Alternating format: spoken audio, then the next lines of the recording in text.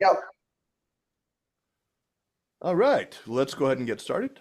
Good morning, good afternoon, good evening, wherever you are joining from. I am Kaiser Guo. I am the host of the Sinica podcast, and I'm joining you from Chapel Hill, North Carolina, in the US. It is my privilege to moderate today's discussion: nuclear weapons, Ukraine, and great power competition. As Russia's full-scale invasion of Ukraine grinds on, the nuclear dimension has become both more prominent and more complex. Moscow's persistent nuclear signaling and the forward deployment of tactical nuclear weapons to Belarus, moving warheads closer to NATO's eastern flank, has narrowed the margin for miscalculation and has injected new uncertainty into European deterrence debates.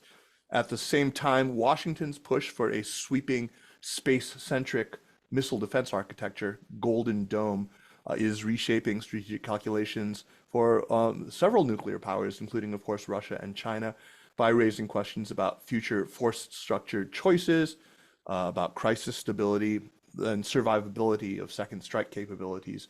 These dynamics are unfolding against the near collapse of the arms control framework that helped stabilize great power relations for decades, from Russia's suspension of the New START to its de-ratification of the Comprehensive Nuclear Test Ban Treaty. Russia's invasion of Ukraine has also raised the stakes in nuclear energy safety. As many of you will know, Russia has seized the Zaporizhzhia nuclear power plant, only the latest additional risk for nuclear safety and security brought on because of the invasion. China's role is pivotal. Beijing still proclaims no first use, yet it is modernizing very rapidly and expanding its arsenal. Credible open source assessments now estimate something like 600 warheads as of early 2025, growth that interacts in complicated ways with the US theater force, with missile defense and allied consultations in both Europe and in the Asia Pacific region. Meanwhile, the war has become entangled with broader network effects. North Korean missiles and munitions are flowing to Russia, European debates about nuclear sharing and autonomy, and tentative US China contacts on nuclear issues after years of silence. The question before us is not simply whether deterrence still works, but how to reduce nuclear risk in a world where guardrails are frayed, are really bending and breaking, where regional and global deterrence problems increasingly bleed into one another. So to explore this issue, we are joined by some superb panelists. So far, three. We will be adding a fourth very soon, we hope, whose expertise maps onto the core dilemmas we'll examine. First up is Nicholas Roth. He's Senior Director for Nuclear Materials Security at the Nuclear Threat Initiative, NTI. Nicholas works at the intersection of arms control, risk reduction, and institutional resilience, and previously directed nuclear security at the Stimson Center and contributed to Harvard's project on managing the atom. We are still waiting for Mariana Bujerin, who should be joining us shortly. She just gave a book talk and is on her way across town in Kiev. Uh, Wishing her luck here. She is, I will introduce her here, a senior research associate with Managing the Atom, which I just mentioned, at Harvard's Belfer Center. And she's the author of Inheriting the Bomb, a definitive study of Ukraine's post-Soviet disarmament and the limits of the Budapest Memorandum. Her scholarship grounds today's debates about guarantees, coercion, and nuclear restraint. She's also working specifically on Zaporizhzhia, which we will talk about at some length. Pan Liang is a research associate at the James Martin Center for Nonproliferation Studies, CNS. He studied, Mariana is here. Fantastic. We just got started. We had a late arrival, so I just introduced you, and I'm in the middle of introducing Pan Liang. So he studies the Russian and Chinese nuclear industries and the nuclear fuel cycle and works on CNS engagement with Chinese counterparts, giving him a distinctive cross-regional vantage point. And finally, Lily Wojtowicz is a research fellow at the Hertie School in Berlin and a USIP Minerva Peace and Security Scholar whose work focuses on extended deterrence credibility, European security, and alliance adaptation under great power rivalry. Before we begin, I want to give my warm thanks to Vida Holod, visiting scholar here at UNC Chapel Hill, for organizing today's webinar, as she has done this whole series. It's been fantastic. I've been very privileged to be asked to moderate all of these sessions. And I'd also like to thank UNC's Center for Slavic and East European Studies for their generous support of this program. All right, let's get started. I'm Mariana. I know you just arrived, but I'm going to throw my first question to you. Russia's nuclear signaling since 2022 has really aimed to constrain Western decision making. You know, threats about using tactical nuclear weapons, for example. Based on your work on Ukraine's disarmament and the Budapest Memorandum, how should we parse this gap between, on the one hand, coercive rhetoric of the sort that we've heard from Putin and actual first use thresholds? Are there plausible battlefield scenarios, battlefield developments, say a rapid Russian setback in Crimea, or maybe deep strike disruptions like we've seen with the drone strikes on Russian bombers deep in Siberia, that could meaningfully raise the probability of nuclear use versus simply amplifying the deterrent messaging?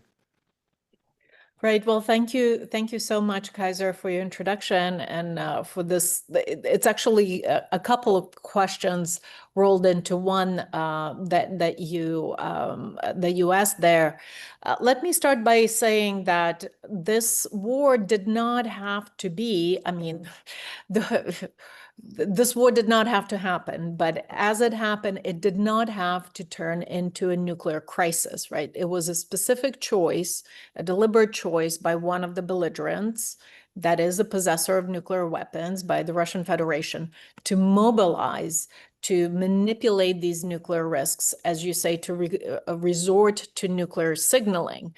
I think it is helpful to parse out the various categories of nuclear risks that exist in this conflict, right?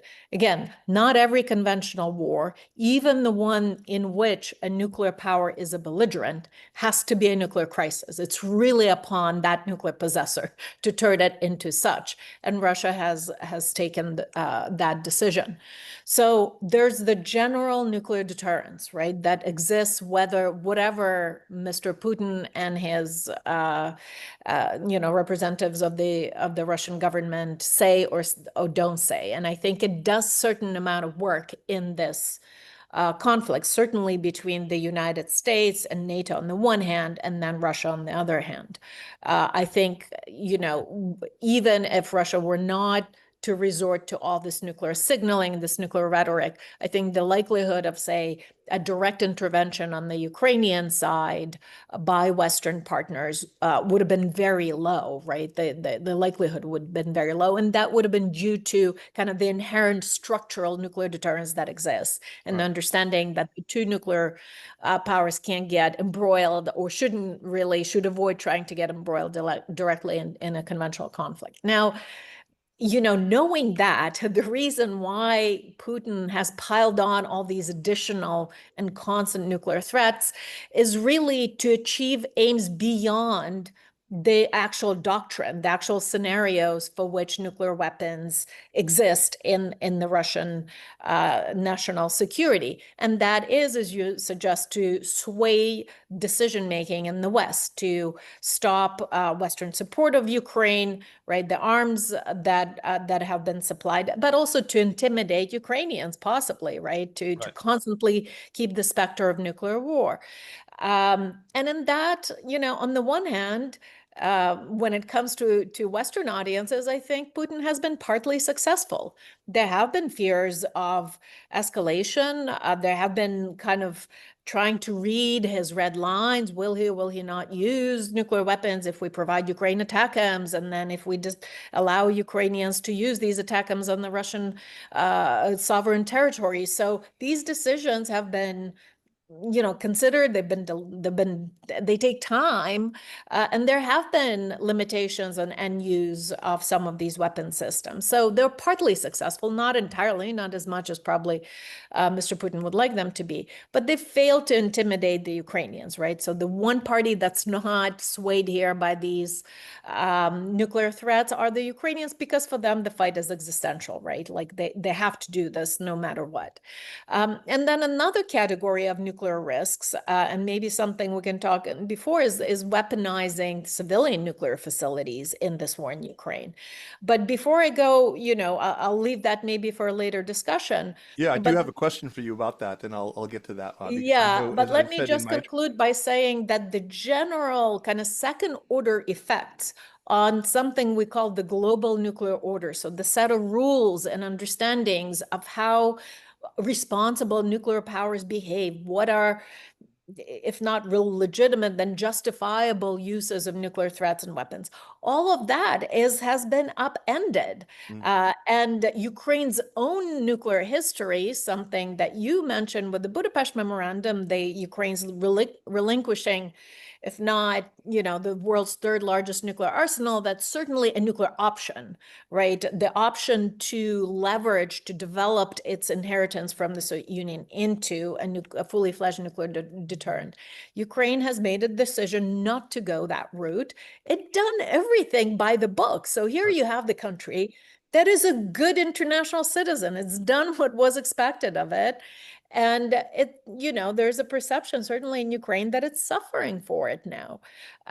So the optics and the kind of credibility of the international non-proliferation regime, of the guarantees or expectations of responsible behavior by nuclear power, all of that has been undermined. And I think we haven't really seen the full extent of these consequences, of these second and third order effects of Russia's nuclear signaling and nuclear behavior in Ukraine.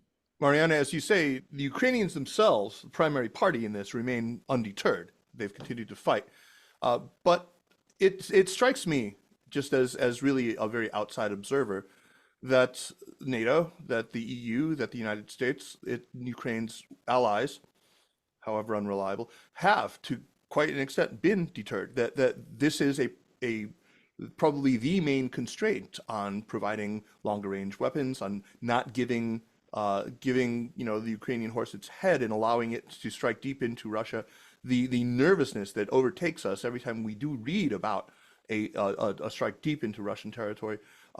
To some extent, Russia's scaremongering with the threat of tactical nuclear weapons has maybe been effective, which is not a particularly good lesson to be giving Putin. I mean, am I wrong in reading it that way? And once you've weighed in, I'd love Nick to also give us his perspective on this. I think it has been partly successful, as I said. So it has impacted the timing, it has impacted the deliberations. It has resulted in the fact that it was more costly for Ukraine, right? They lost opportunities on the battlefield. And this is not to say that Ukrainian, the state of affairs in the battlefield is only the result of these decisions. But I think, that there was quite a bit of caution on the Western part, specifically because of these explicit threats that, again, go beyond what we understood Russia's use scenarios to be. And again, nuclear doctrine, even, Russia made changes to the nuclear doctrine, lowering somewhat the nuclear threshold, although, in my opinion, not as much as some other analysts might have concluded. It has kind of adapted it to what it learned from this war. But I think there remains an actual threat of the use of, say, a tactical battlefield nuclear weapon on the battlefield in Ukraine or against a Ukrainian city. That's an ever-present risk and danger. Now, that would not fit into any kind of deterrence theories. That would be a battlefield use, not unlike, say, the United States using a nuclear weapon in war against two Japanese cities. We've marked, the 80th anniversary That's right. of those events just this month. And let's remember that in that one use of nuclear weapons in war, it was a nuclear power using nuclear weapons against a non-nuclear power in order to terminate a war and dictate its own war terminating conditions. So I think we should not dismiss the risk or the potential of that kind of scenario playing itself out in Ukraine. We always fear about, oh, if Russia is on the back foot and it's facing imminent defeat, and then it might resort to nuclear use, possibly, that's certainly one of the scenarios. But I think when Russia is winning and it wants to terminate the war quickly, and dictate its own conditions of surrender for Ukrainians, it could also resort to nuclear use. Nick Roth, I'd love you to weigh in on this. The same question first, and I'd like to turn then to talk a little bit about the Golden Dome once you've weighed in on this. Yeah, and I think it's worth pointing out, maybe this goes without saying, that we're at really a profoundly dangerous moment for nuclear risks around the world. Obviously, Ukraine and the conflict there, Russia's invasion, is a major element of that. But we've seen the guardrails around nuclear restraint eroding for at least a decade now, and the moment we're in is comparable to any of the most dangerous moments during the Cold War. And I agree that Russia's nuclear threats certainly it appears embolden Russia to act more freely in Ukraine.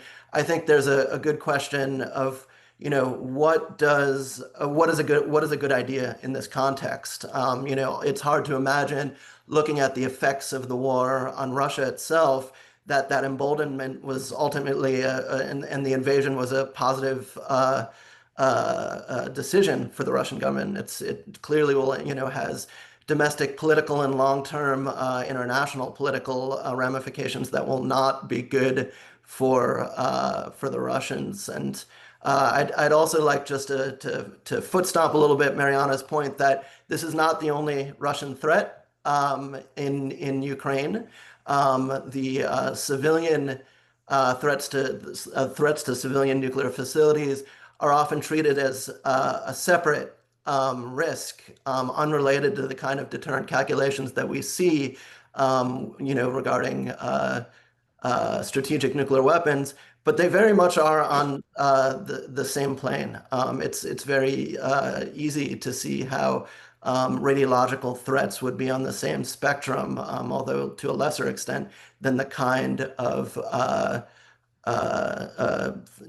sort of overt, sort of more better understood nuclear threats that we've seen in Ukraine. With regard to you mentioned Golden Dome. Yeah, let me quickly frame that up for listeners. I mean, so that refers to this proposed heavily space-enabled missile defense architecture, essentially meant to defeat everything from ICBMs to hypersonics. If couched as defensive, such systems can still pressure adversaries to expand their arsenals or adopt more dangerous postures. What I wanted to ask you are about, specific guardrails, transparency, testing limits, doctrinal statements. What kinds of guardrails might be, resurrected or put into place to preserve crisis stability if Golden Dome actually does move ahead? And I'm not sure that it will. I don't know if it's just a Star Wars-esque pipe dream, just sort of meant to produce a similar effect, or what. But it's a great question, and I guess I would make 3 points in response to what we're seeing in the United States. One, and I think you just pointed to it, there are profound questions about technical feasibility and cost and practicality of such a system. But those are the kinds of debates, not just with this type of system, but with national missile defense that we've been having for 25 years. And one of my frustrations with the conversations we've had about missile defense is we very much in the last quarter century went from a debate of the strategic merits and the potential dangers of mass deployment of missile defense to technical feasibility. And I think once you cede the argument of the strategic wisdom, you've almost lost you've lost more than half of the debate. I mean, there was a time at the end of the Cold War, and certainly during the Cold War itself, where the debate was very much more about the strategic wisdom of missile defense. That's why we had an ABM treaty, and that was part of the enormous risk in abandoning the ABM treaty at the beginning of the Bush administration in the early 2000s. But this is also all part of a broader context in which the United States very much has forgotten the lessons of restraint. We mentioned this already. And not just the United States, I should say, that the structures that we built up over time, you mentioned the new Strategic Arms Reduction Treaty that is about to expire. We hopefully can learn these lessons without a disaster or near disaster. But my hope is that even if both Russia and the United States can't get back to the table and negotiate a follow-on to New START, that they would be able to continue some type of treaty limits, observing at least the intent of New START, and at least maybe begin a conversation back to how you could potentially have a verifiable, legally binding set of limits on nuclear weapons on both sides. Mm-hmm. Thank you very much. I want to bring China into the conversation, and in so doing, bring Yanliang into the conversation. Yanliang, I noted with great interest how the first few times that tactical nuclear weapons became an issue, that they were brought up by the Russian side, the Chinese position was quite firm.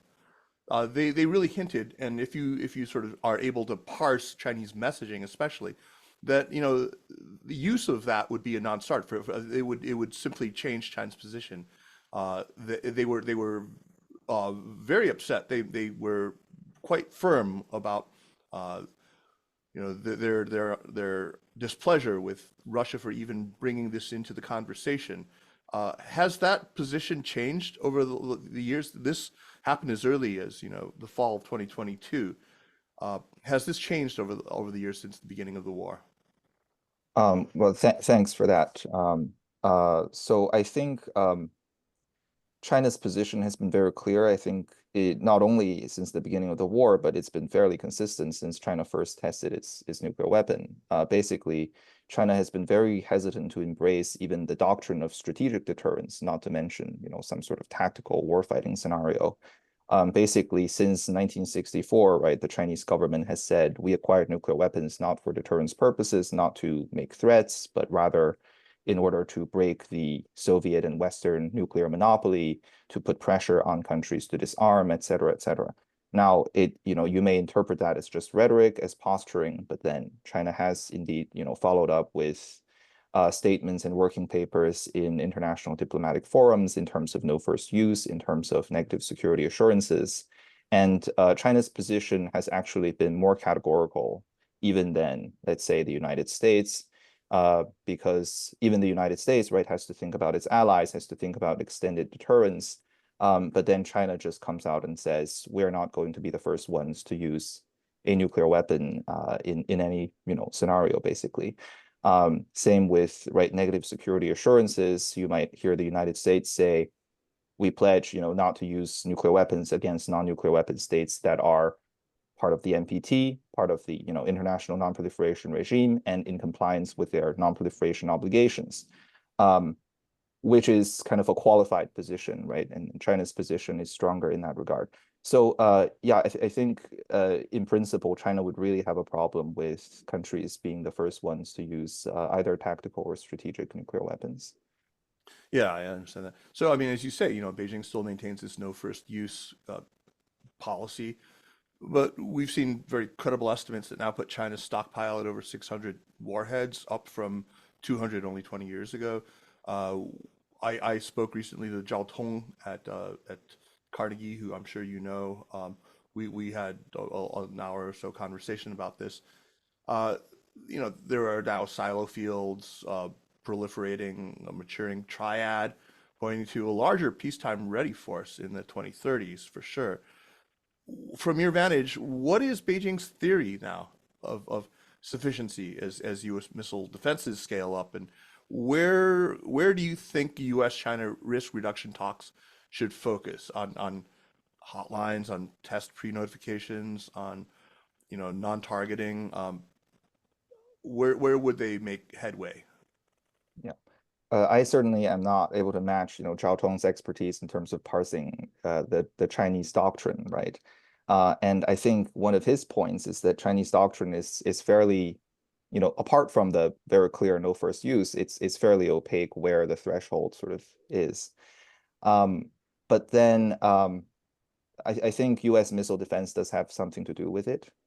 Uh, I think you need a number of nuclear weapons to sort of if the U.S. does develop a missile defense system, even to maintain your minimum deterrence, you need sort of more weapons to penetrate that shield. And then we can talk about more complicated issues like how stealthy are your submarines? Do you have a credible second strike capability, etc. And in terms of risk reduction, I think there are conversations going on regarding fail-safe, regarding guardrails, because nuclear war doesn't happen only when people want it to happen, right? As a result of deliberate choice, it can also happen by accident. So you have countries that have done this for a very long time, had a mature, albeit accident-prone, command, control, and communication system, right? Like the United States, like the Soviet Union or Russia. And we know a fair bit from open sources about kind of the most in the most general terms how those systems work. But then with China, right, you may have a less developed command and control system, or one that is simpler and tailored to this smaller kind of minimal deterrence force. But then as we move into this larger force, do you need to put in certain guardrails? And the United States and the Soviet Union actually, during the Cold War, at the height of the Cold War, they talked about or exchanged information regarding nuclear weapon safety. And that is a concrete risk reduction measure. It's not to say increasing the geopolitical trust. It's more on the technical level. Can we make sure that at least when we don't want a nuclear war, we don't accidentally have one? That's excellent. That's a very good place to start. Lily has sat very patiently for the three interventions now, and I'd love to turn to you. Before I ask you the question that I had cocked for you, I'd love to hear you respond to any of the comments that Mariana or Nick or Yeliang have made. I'm sure that you've been digesting all of this and are eager to say something. So. Yeah, thanks. I've been furiously taking notes while all of you have been speaking. They've been very fascinating remarks. I'm very curious by Mariana's comment, and I wonder if maybe we could explore it more, this idea that the United States used nuclear weapons to end, right, the Japanese campaign in World War II. It's interesting, although I don't know if it's the most appropriate to apply to the case of Ukraine, right? So at the end of World War II, the United States was the only nuclear weapons possessor. So it had more kind of freedom of movement. There was also, and there's always this debate among historians about what we knew about the bomb, right, when. But it was often sickeningly referred to, right, as nuclear tests, not just nuclear use by the Americans at the time. That implied, right, that there wasn't really an understanding of what the impact of those bombs would be. So, I find it really interesting. Maybe a more apt comparison would be the kind of debate among Americans over whether or not to use nuclear weapons in the Korean War to solidify a kind of more beneficial position before China got involved. And there, in the end, we decided not to, but it was a really heated debate. Essentially, it cost MacArthur his career, right, as a military official in the U.S. So, and he was a hugely prominent figure in American foreign policy circles. So for someone of his stature to advocate using nuclear weapons and under those circumstances, I could absolutely see how that would become a conversation in Russia. But I found that really fascinating. Hmm. Yeah, it's an interesting remark. I mean, I think, part of me bristled when Mariana made that comparison just because of, our resistance to that kind of moral equivalence. So there is no moral equivalence here. I mean, Ukraine was not the aggressor. Ukraine did not, unilaterally attack a Russian military base in the middle of the Pacific and begin a war. And right, so yeah, there's a moral element in it as well. But Lily, the question that I wanted to ask you is about Belarus. Listeners hear now that Belarus may serve as a kind of nuclear platform, concretely meaning, that Russia would forward stage nuclear warheads and delivery systems closer, in fact, to NATO territory. It would compress warning times. It would complicate alliance consultations. How has this altered European nuclear debates on sharing, on burden sharing, on strategic autonomy, and the political limits for EU publics? Interesting. So, the Belarus component, I mean, if you're sitting in Berlin like I am, right? If you're sitting in Warsaw, it doesn't really put these systems that much closer. It almost seems kind of like a petty tit for tat. We can forward deploy systems to another country too.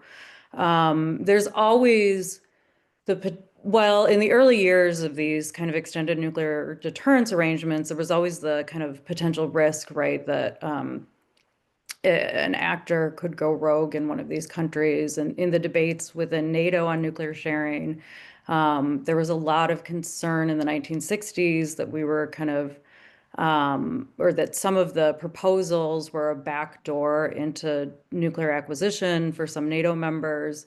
And I think Mariana, with her work on Ukraine, inheriting the Soviet nuclear weapons, could probably tell you there's not a snowball's chance in hell, right, that Russia's forward deploying systems to Belarus and that anyone else will be calling the shots. Yeah. Yeah, yeah. I want to turn now to Mariana, and it's come up a couple times already, but we wanted to talk about civilian nuclear power and how it should be very much a part of this conversation.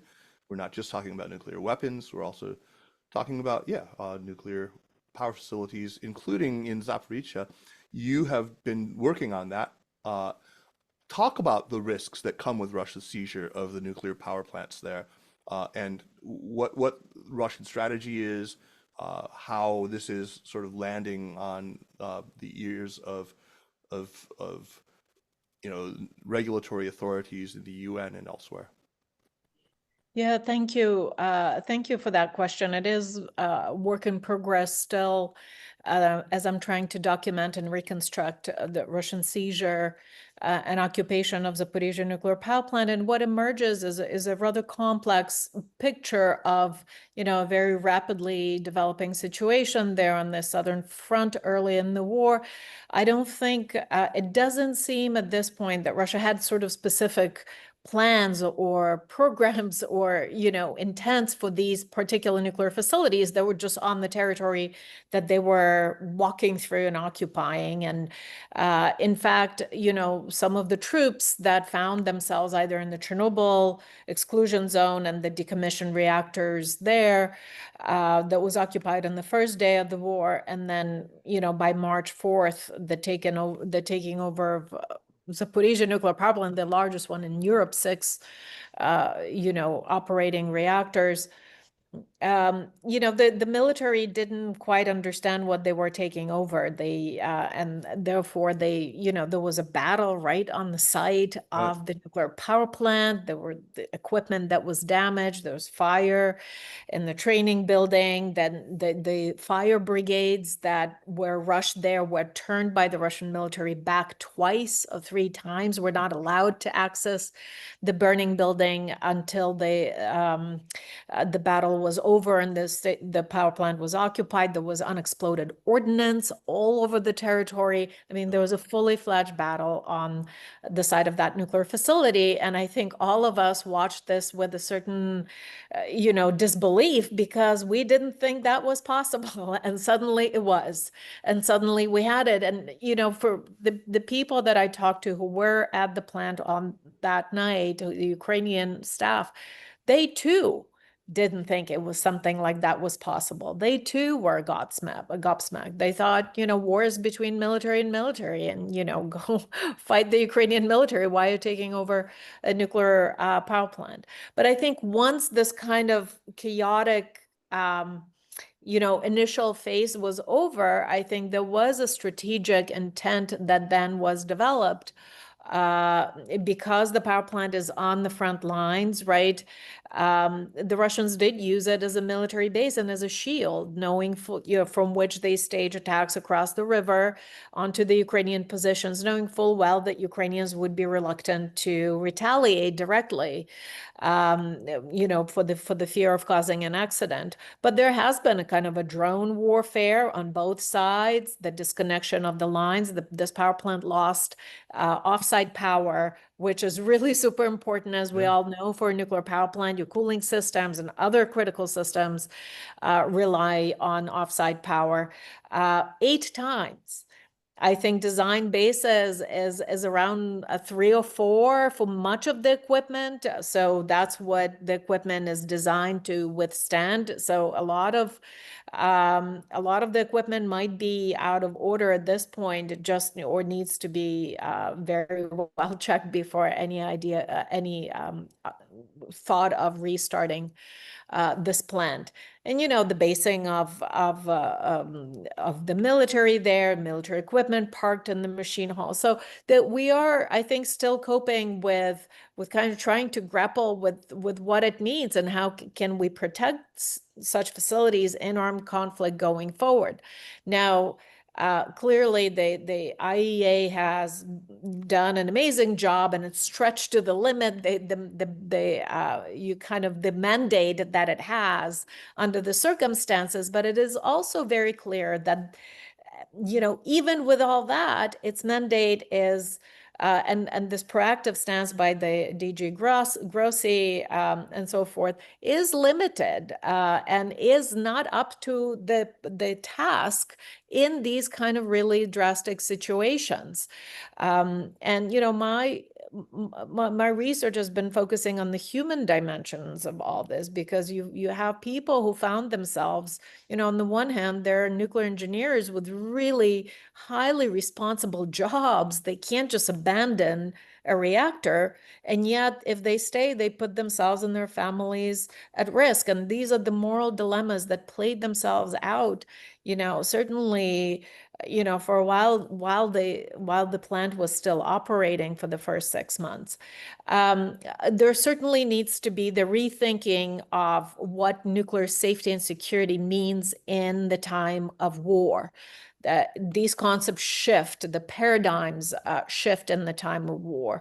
The human dimension becomes very important, but also how we treat international prohibition, under the Geneva Convention and Protocol 1 of 1977, additional protocol that prohibits attacks against nuclear facilities if it, releases dangerous forces. So that has to be strengthened, rethought. The United States should possibly rethink its own approach to, own manual for the rules of war, and show the way, set a good example.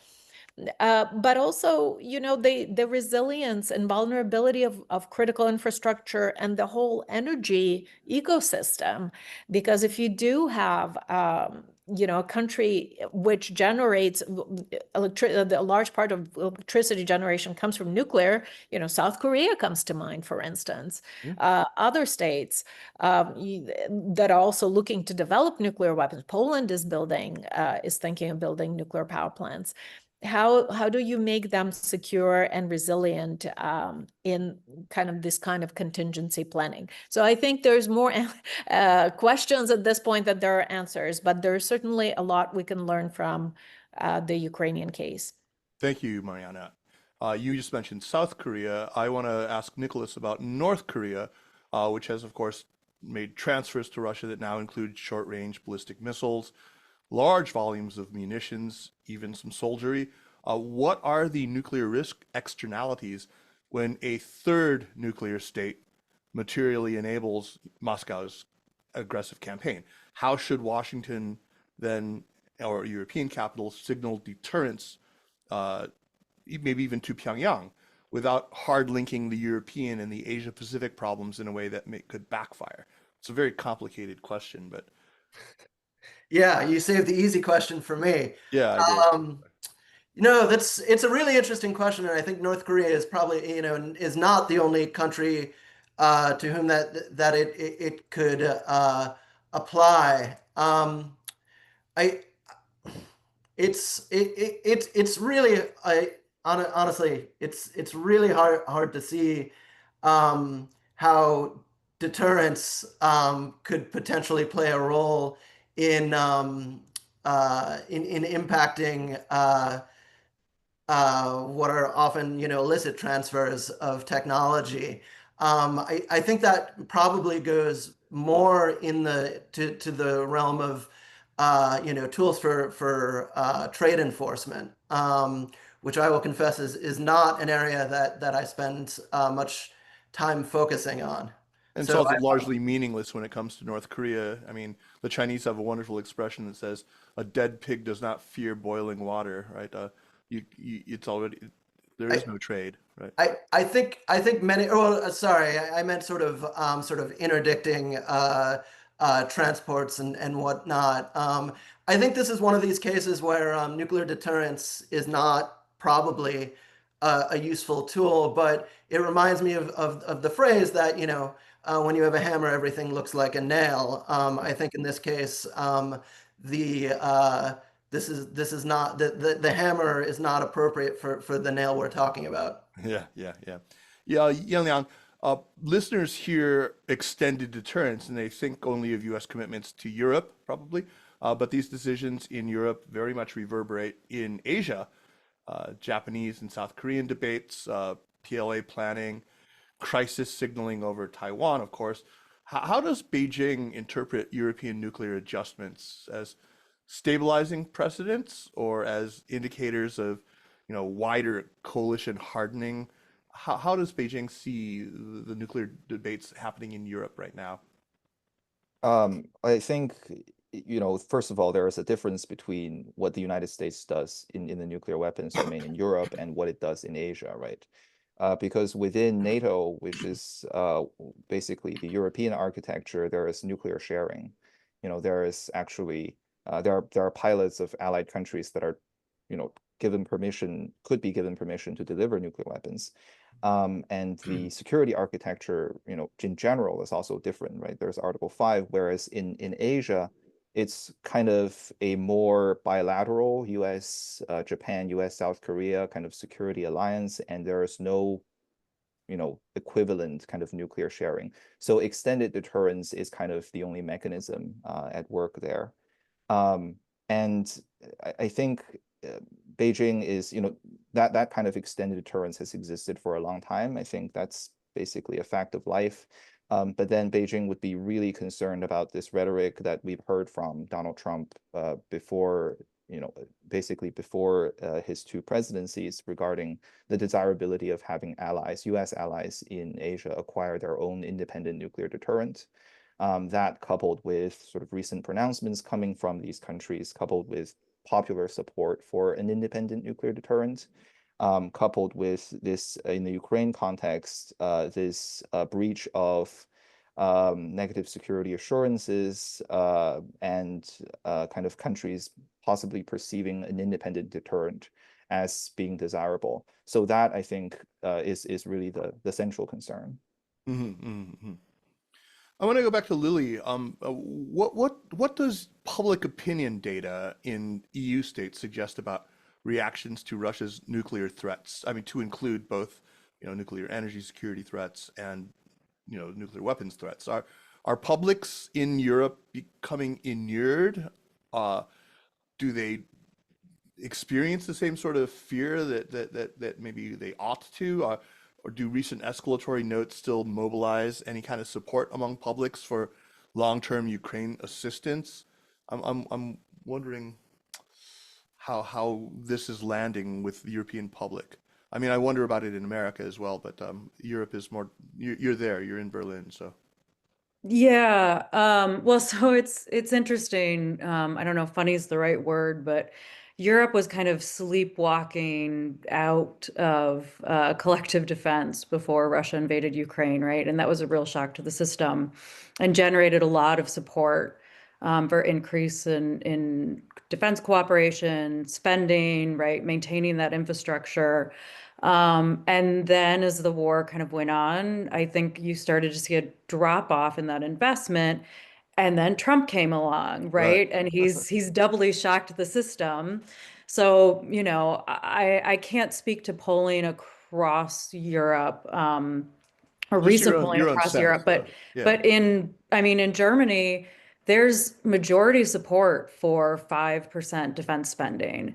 Germany has traditionally been very, very anti-conventional warfare, right? Anti-nuclear deterrence. It's been always kind of an awkward conversation between German elites who are really strong proponents of NATO and the German public who really hate nuclear deterrence, right? And really don't want to be investing in defense spending and really don't want to serve in the Bundeswehr.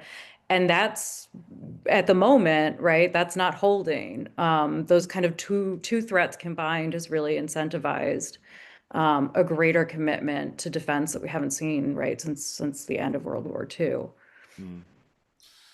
Mariana, I'm curious. If I asked you this a version of this before, but I don't feel we really quite got to it directly.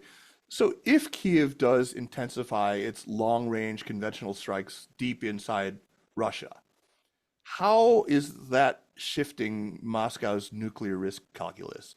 Is the red line more political or geographic? Is it more directly a security calculus, or is it about sort of politics, for lack of a better way to describe it?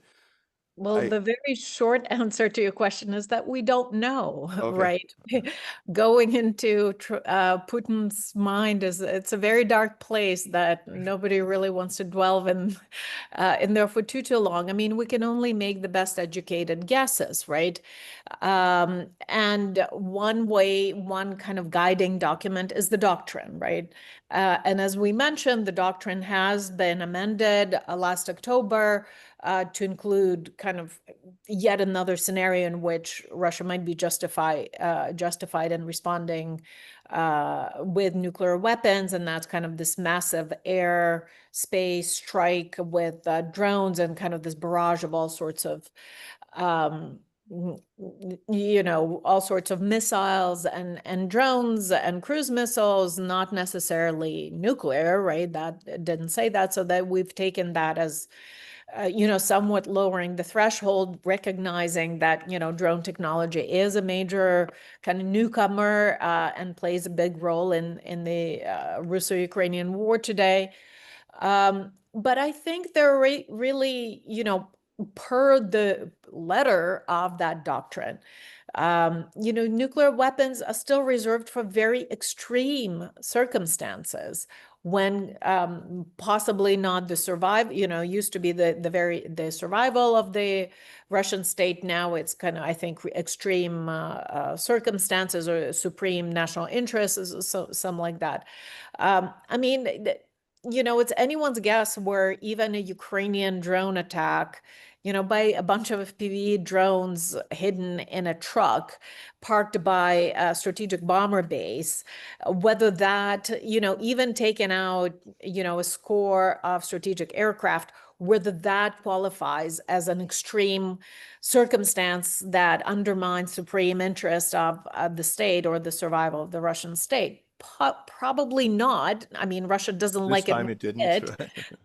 but plus there is there's such a thing as entanglement, right? So dual use systems, Russia has been using the strategic bombers as theater of war weapons, so it's kind of asked for it.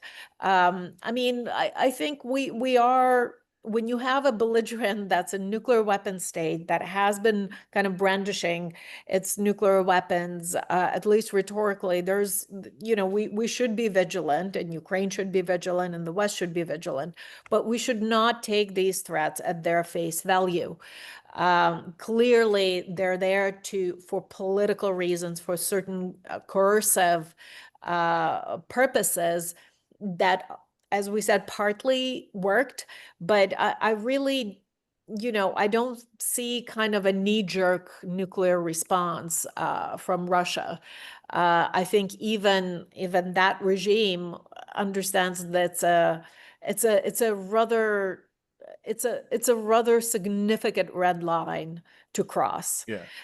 Should And we understand it as part of this oft-invoked doctrine of escalate to de-escalate? Is that what we so should? again, the escalate to de-escalate is envisioned in a war between nuclear-armed NATO and nuclear-armed Russia. So that's where the doctrine is applied to reestablish deterrence. Between Ukraine per se and the Russian Federation, there is no strategic deterrence. Ukraine is not a nuclear state. It's not covered by extended deterrence of a nuclear patron, right? It's literally, I mean, it's supported by nuclear-armed countries. It's armed, but they're not parties to this war. They're not belligerent. So it's a bit of a different situation. I don't see this escalate to de-escalate kind of being copy-pasted to the Ukrainian context. I do believe that Russia would consider using nuclear weapons, not just to to do some kind of signaling a punishment but to get something big, right? If they're going to go and to cross that line, to make that step, they better get some big win, big gain for it. And that's why I'm more skeptical, to kind of loop all the way back to something Lily also mentioned. I've raised a bunch of waves with this kind of scenario of Russia's nuclear win, and the possibility of Russia using nuclear weapons when it's about sort of to win, and drawing analogies of World War II. Full disclaimer, I'm a historian myself. I'm fully aware of how fraught it is to take Any kind of an historical, analogy, yeah. precedents and like paste them onto today. But if we think of what Russia could get for crossing this really, really important line, it better be the whole of Ukraine. It better be what it came after to Ukraine. It can't be just, oh, let's stabilize the front line near Pokrovsk. Yeah. I mean, that doesn't seem that they're getting enough Right. for crossing that really important line. And we've also seen kind of this kind of good cop, bad cop playing out in the in the Russian public space, where you have kind of a more restrained official discourse, and then you have these, what they call the nuclear fire worshippers, such as Medvedev and Karaganov and Trenin, these sort of pundits who are, every day nuking either Ukraine or NATO, both. And this is not to discount. I think that's also rather detrimental, this kind of nuclear loose talk. It erodes these understandings that we've internalized of nuclear weapons as really, horrible weapons, as there being a nuclear taboo of sorts on their use. It kind of erodes and softens it. I don't think it's a good situation for the Russian public. But we've seen kind of Putin strategically using that and saying, see, you could have someone like that. These guys are really crazy. They're, loose cannons, but we are sort of responsible, but you never know, we could go that way as well. So I don't think in the Russian public space you can very much say something out loud, and on that level of Putin, if it doesn't play some kind of a role, political role for the Kremlin. Speaking of loose cannons, horrible people, and loose talk, let's talk about Donald Trump and his apparent change of heart recently. He went from that horrifyingly just sickening browbeating in the Oval Office of Volodymyr Zelensky to now, writing these all caps pleas to Vladimir Putin to end the war. They're of course going to be meeting in Alaska very soon. Nick, and maybe Lily, you can also weigh in on this, or anyone who wants to. I'm curious how this has, if it has at all, changed nuclear thinking in the Kremlin. How what Trump's apparent switch from being kind of a de facto supporter of Russia to being now apparently willing to continue to arm Ukraine and to push for a settlement? So I think probably the best place to start is something that occurred to me during the first Trump administration is that when Thomas Schelling first wrote about deterrence, one of the sort of famous phrases that came from his work was the threat that leaves something to chance. And the problem with what we've seen from President Trump in both terms is the what we've seen is a threat that leaves everything to chance. And that makes any commitment he gives unpredictable. It makes the threats he provides unreliable. So it's really hard to tell what the long-term calculation is, if there is a long-term calculation, or he's just sort of going on instinct. I said it earlier in this session, but ideally, if this talk occurs and it's happening at a incredibly fast pace for reasons that are hard to understand, other than this appears to be much of how the Trump administration does its work. But like I said earlier, if there is good to come of this negotiation, it would be some type of resuming discussions of strategic arms control. Whether that'll happen or not, I've not seen any signals that is even on the table. I haven't looked in the last 24 hours or the last minute. As I said, things happen relatively fast. But Well, let's say you get his ear for 5 minutes. Treaties are at low tide right now. INF is gone, New START is suspended, CTBT is de-ratified. What confidence building measures do you think give the best sort of ROI on risk reduction that you would have Trump's team raise in Alaska? I mean, is it test moratorium reaffirmations? Is it limits on nuclear exercises that are near borders? Is it some kind of protocol, hot washing or whatever on after close calls? What it's a great question. My guess is all of the panelists have their own take on their what own this pet would be. one? But I think it's all of all of the things and more that you described. I mean, certainly pulling back on missile defense plans, the U.S. modernization program that by all accounts is going to exceed New START levels. Yeah, certainly discussion on strengthening the moratorium on nuclear testing, if not ratifying the CTBT, which I realize in the United States is politically difficult, if Yeah. not possible. Some type of verifiable legally based treaty. And then certainly nuclear exercises, but having very, very, very clear systems for communication. And preventing the types of miscalculation that's been discussed. I'd say longer term, there's a lot of discussions around emerging technology that need to take place. There was discussion earlier of fail-safe that becomes even more complicated when you think about to what extent human beings will actually even be in the system when these decisions are made. Yeah.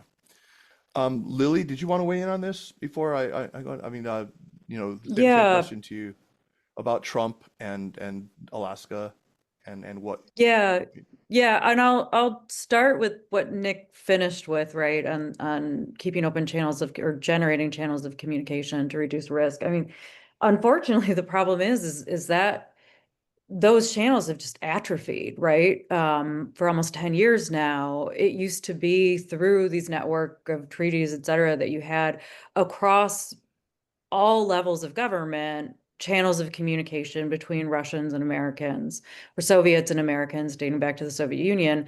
So that's gone. I don't have a ton of hope for that being established under Trump. And then in terms of an outcome, I mean, Mariana said, right, no one wants to live in Putin's head. I don't think anyone wants to be in Trump's head either.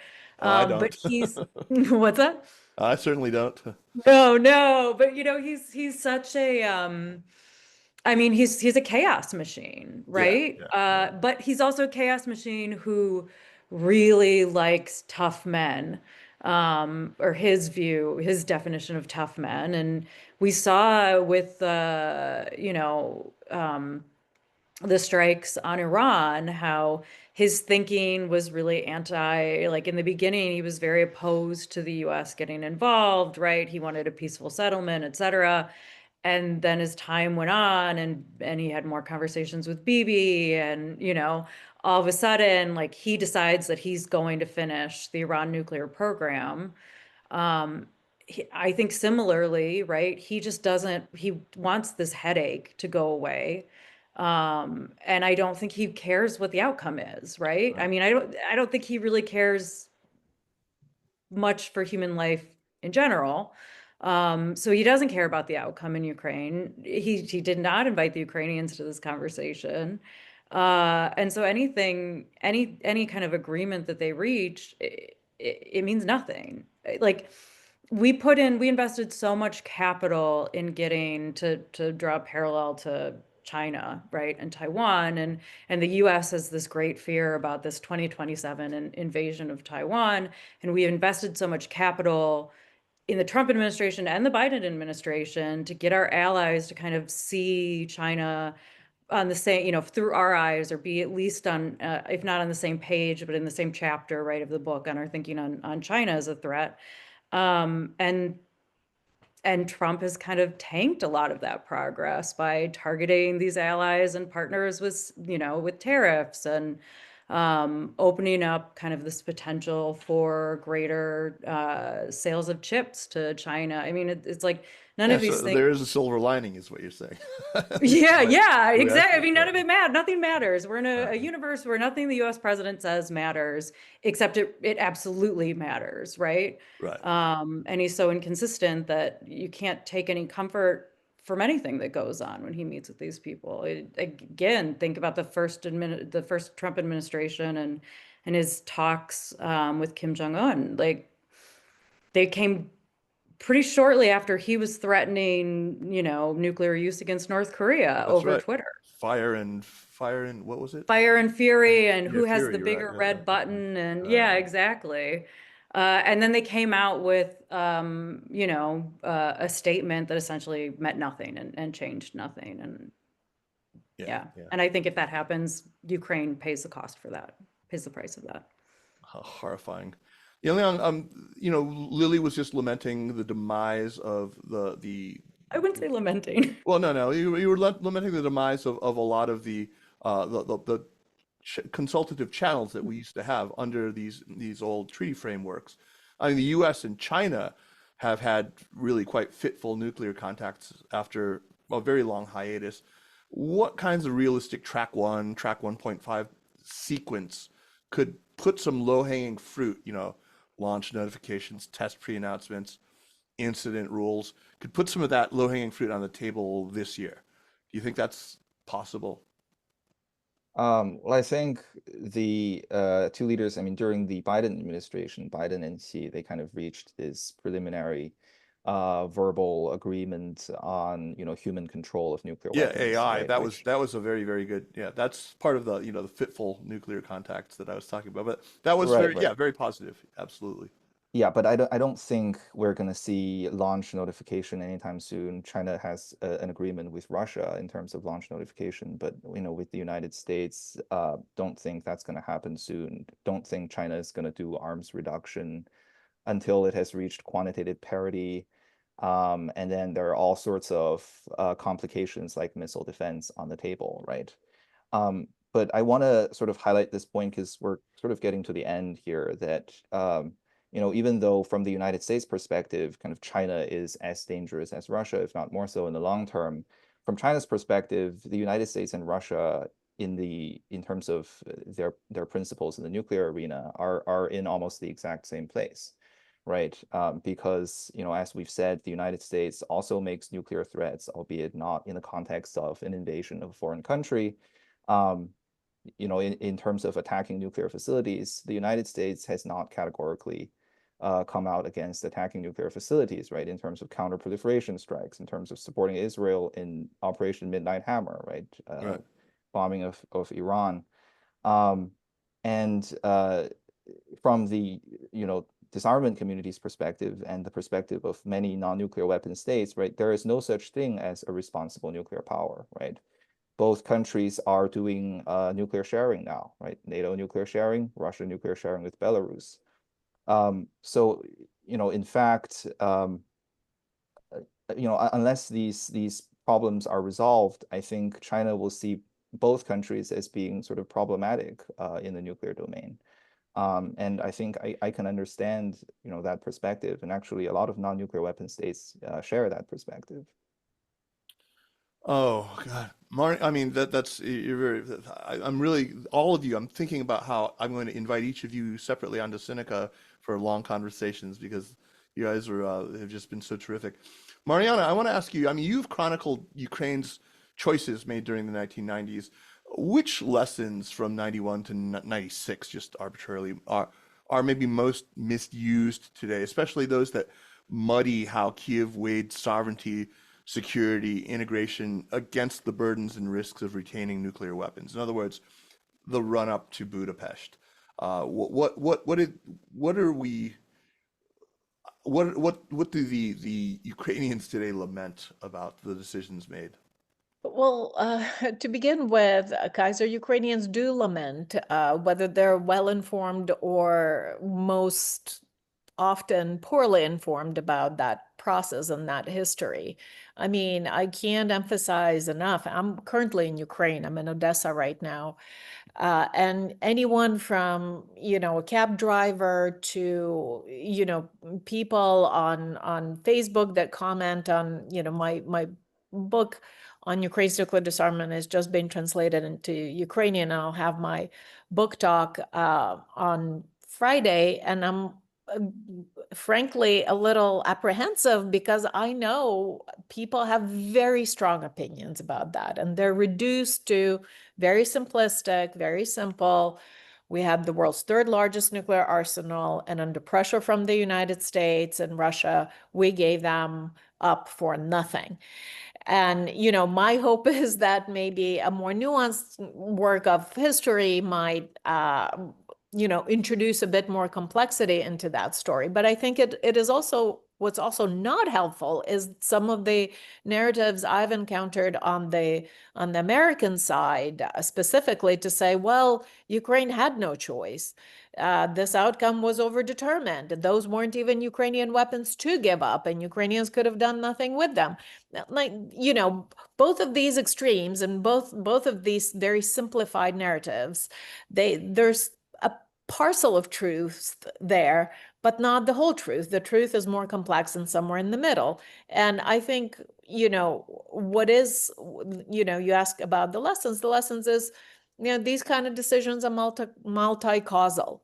They happen in a certain zeitgeist internationally, right? For Ukraine, it was the zeitgeist of the end of the Cold War and these weapons becoming obsolete and unnecessary. There were dinosaurs, and we're looking to cooperate with Russia, in the West. And we were traveling to each other's nuclear labs, and suddenly there was this openness and there was this optimism about where all of this is going. And in that international atmosphere, any kind of talk of retaining nuclear weapons would have gone against the grain, and Ukraine would have had to invest and do a whole bunch of things still in order to transform this inheritance into an actually fully fledged deterrence. But it had options. Ukraine is not, and Ukrainians know it now, and they show to the world as well. They're not just a bunch of peasants, with their sunflowers.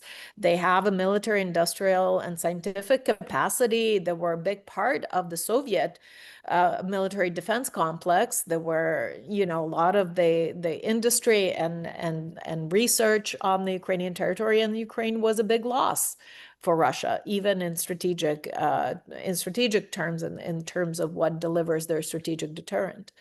I think another lesson is it's too hopeful to think that decisions of the past might be judged by contemporaries, by people today, based on the merits that obtained in that historical moment. I think people constantly go back. And again, the optics of Ukraine are just horrible. The optics are bad. Again, here's the country that, for whatever else, it's dysfunction, by the international community, it has done everything right. It has surrendered these nuclear weapons. It has reduced the conventional arms. It has, transformed and converted like millions of anti-personnel mines, because those are terrible, into plastic pelicans or in some NATO, program. And now we're going around, or Ukrainians are going around the world with an outstretched arm and relying basically on the mercy of partners and, well-wishers in the coalition of the willing, without any formal guarantee to that. So I think it casts a rather unfavorable light onto how this international system works. Right. And it's going to take some rethinking and restructuring and rethinking how European security should be reconfigured, not just after this war in Ukraine, but as this war progresses, in order to stop it, in order to halt it, and in order to provide real security for the continent, right? It's not a club, unfortunately, it spills over the borders. I think that this is actually a very, very good place for us to wrap up today. I just want to extend the invitation for you to each reach out to me personally, because I think I would value one-on-one conversations with each of you about your own areas of expertise for the show or for just my own personal edification. But it's been wonderful. Thank you so much to our outstanding panelists, Nicholas, Mariana, Yanliang, and Lily, for sharing their deep expertise and for engaging with such challenging questions. I hope they weren't too random and too deeply uninformed. Thanks also to you all for tuning in and for caring about these issues, which are, I think, too often left to a small community of specialists, but really, they absolutely affect the security of every one of us. Once more, my heartfelt thanks to Vida Holod and to UNC's Center for Slavic and East European Studies for making this conversation possible. We have one more in this series that's coming up later this week that will deal with artificial intelligence, and I better get to preparing for that one. So let's continue to think about these issues critically, to listen to each other very, very closely, and to work toward concrete steps to make our nuclear future much safer. Once again, Lily, thank you so much. Yanliang, thanks. Nick, wonderful to have you. And Mariana, safe travels and good luck on your book launch, and I look forward to reading it.